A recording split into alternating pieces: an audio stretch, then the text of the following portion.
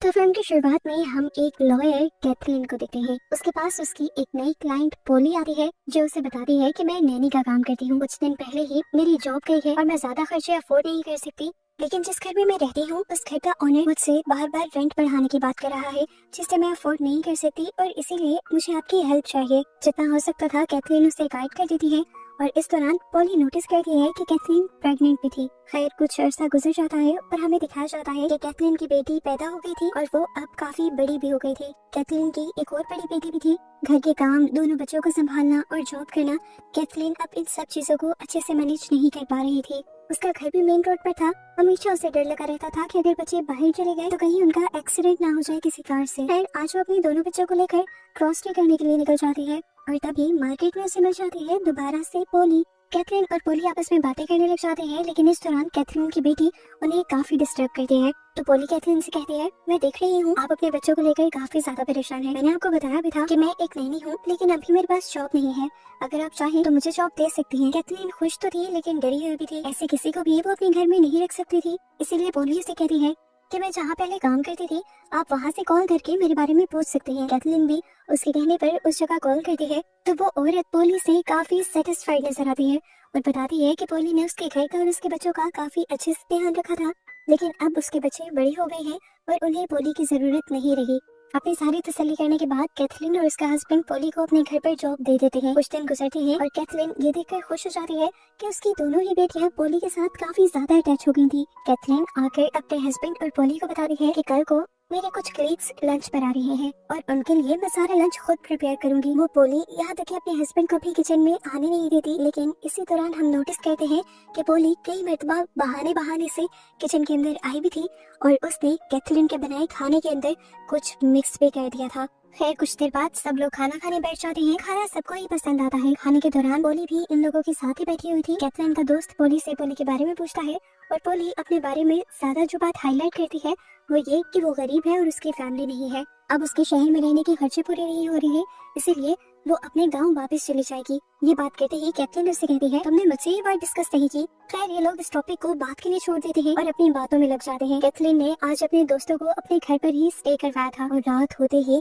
सभी लोगों की तबीयत खराब हो जाती है सिवाय पोली की, क्योंकि पोली ने ही वो सूप नहीं पिया था, बाकी सब लोगों ने पिया था। जाहिर सी बात थी उसी ने तो कुछ मिलाया था। अब ये बात कोई भी नोटिस नहीं करता और कैथरीन सबके बीमार होने का इल्जाम भी अपने ही ऊपर ले लेती है। वो जब इस केस में रो ही रही थी कि ना वो किसी का ख्याल रख पाती है और ना ही कुछ अच्छा कर पाती है, तभी पोली आकर उसे दिलासा देने लगती है और ऐसे पोली कैथरीन के भी दिल के काफी करीब हो जाती है, जैसे वो उसकी बेटियों के दिल के करीब थी। कैथरीन को जब ये यकीन हो जाता है कि पोली से अच्छी कोई और नैनी उसे नहीं मिल सकती, तो वो इसी टाइम पोली से कहती है कि तुम अपने गांव जाने के फैसले को छोड़ दो, तुम हमारे घर हमारे आउट हाउस में रहो, ऐसे तुम्हें शेल्टर भी मिल जाएगा और तुम्हारी जॉब भी सिक्योर रहेगी। पोली के लिए तो ये सबसे खुशी की बात थी। उसने फौरन ही हाँ कर दी और वो यही रहने लगी। पोली के घर आने के बाद सब कुछ सेट होने लगा था।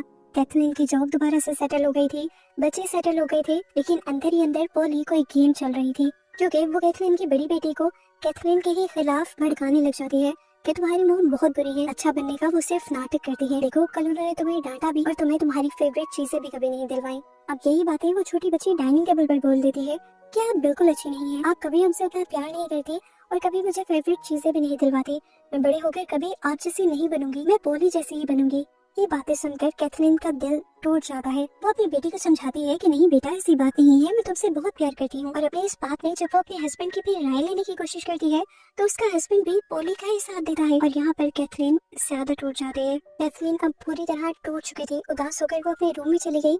तब उसके हस्बैंड ने उसे नोटिस किया, उसे मनाया। आई एम सॉरी, शायद मैंने तुम्हें ज्यादा कह दिया है, लेकिन तुम भी गलत सोच रही हो। जितना तुम पोली को गलत समझ रही हो उतनी वो गलत नहीं है, वो अच्छी है। दिन गुजरते रहते हैं और हर गुजरते दिन के साथ कैथरीन की दोनों बेटियां पोली के साथ ज्यादा अटैच होती रहती हैं। यहाँ तक कि कैथरीन के हस्बैंड को भी पोली की आदतें बहुत ज्यादा पसंद थी। वो काफी केयरिंग थी, इसी वजह से कैथरीन को अब पोली से इनसिक्योरिटी होने लगी थी। ऐसे ही न्यू ईयर का दिन आ जाता है। ये सारे फायर सेलिब्रेशन देखने के लिए जाते हैं और जब घर आते हैं तो कैथरीन को अपनी बेटी के रूम से अजीबोगरीब आवाजें आती हैं। डर कर वो रूम में जाती है तो देखती है कि उसकी बेटी बुरी तरह डरी हुई थी और उसके हाथ में बहुत सारे फायर क्रैकर्स थे। वो अपने हस्बैंड और पोली दोनों को ही डांटने लगी कि किसने दिलवाए हैं उसे फायर क्रैकर्स। पोली ने फौरन से सॉरी कह दिया और कहा कि मुझे नहीं पता था कि वो ऐसे डर जाएगी, मुझे तो ये लग रहा था कि वो एंजॉय करेगी।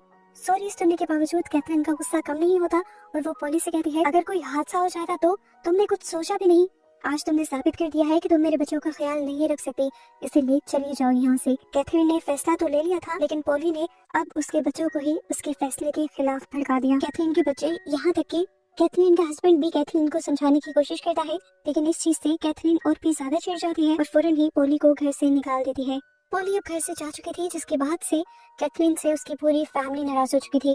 अपनी बेटी को तो वो समझा नहीं सकती थी, लेकिन वो अपने हस्बैंड को समझाने की कोशिश करती है। देखो, पोली वैसी नहीं है जैसा तुम समझ रहे हो, उसके इरादे खतरनाक लगते हैं मुझे और इसीलिए मैंने उसे घर से निकाला है। लेकिन कैथरीन का हस्बैंड तो कुछ सुनने को तैयार ही नहीं था, वो उल्टा कैथरीन से ही नाराज हो जाता है और यहाँ पर कैथरीन ठान लेती है कि वो अपने आप को प्रूफ करके छोड़ेगी कि वो ठीक है। अब क्योंकि कैथरीन एक लॉयर थी, इसलिए उसने पूरा प्लान बनाया और उसी प्लान के तहत वो पोली को उसके घर से लेने चली गई। वो पोली से माफी मांगकर उसे अपने घर वापस ले आती है, जिससे सब दोबारा उससे खुश हो जाते हैं और इसके बाद पोली दोबारा अपने दोस्त को बुला लेती है, जो दरअसल एक डिटेक्टिव है। कैथरीन के कहने पर वो ये मिशन ले लेता है कि वो पोली की सारी इन्फॉर्मेशन निकाल कर रहेगा और ये भी पता चला लेगा कि आखिर वो चाहती क्या है। पोली की गैर मौजूदगी में वो पोली के रूम में जाता है और उसके रूम की तलाशी लेता है और उसे वहाँ कुछ मिल भी जाता है, जिसे वो छुपा कर निकलने ही वाला था, पर पोली ने उसे पकड़ लिया। लेकिन अजीब बात थी, ये बताने के बावजूद कि इस लड़के ने इसके रूम से कुछ चुराया था, पोली उसे फिर भी जाने देती है। स्टोवेट कराकर उन पेपर्स पर रिसर्च करने लगता है और उसे कोई बहुत ही चौंका देने वाली बात पता चलती है, जिसके बाद वो पोली को कॉल करता है बजाय कैथरीन को कॉल करने के, क्योंकि असल तो कैथरीन ने ही उसे ये काम दिया था। दूसरी तरफ हम देखते हैं कि कैथरीन सारा काम स्टोवेट पे छोड़कर नहीं बैठी थी, वो खुद से भी इंफॉर्मेशन कलेक्ट कर रही थी और अब वो उस लेडी के घर जाती है जहाँ से उसने पोली की इंफॉर्मेशन पहली मर्तबा ली थी। उस लेडी के घर जाने पर उसे पता चलता है कि पोली ने उसके साथ बहुत बड़ा झूठ बोला था। पोली ने तो कभी नैनी का काम किया ही नहीं था, वो पहले एक ड्रग एडिक्ट थी। जिस औरत से उसने कैथरीन को कॉल करवाई थी, उसी औरत के रिहैब सेंटर में उसने अपने आप को रिकवर किया था, फिर वो बेहतर होने लगी थी। वो अब अपने लिए कुछ करना चाहती थी, इसीलिए उसने अपनी रिहैब की ओनर से ही कहा कि आप अगर मेरे लिए एक छोटा सा झूठ बोल देंगी तो मुझे जॉब मिल जाएगी। ये सारी सच्चाई सुनकर कैथरीन पागल होने वाली हो जाती है और उस औरत पे ही भड़क जाती है। आप ये कैसा कर सकती हैं?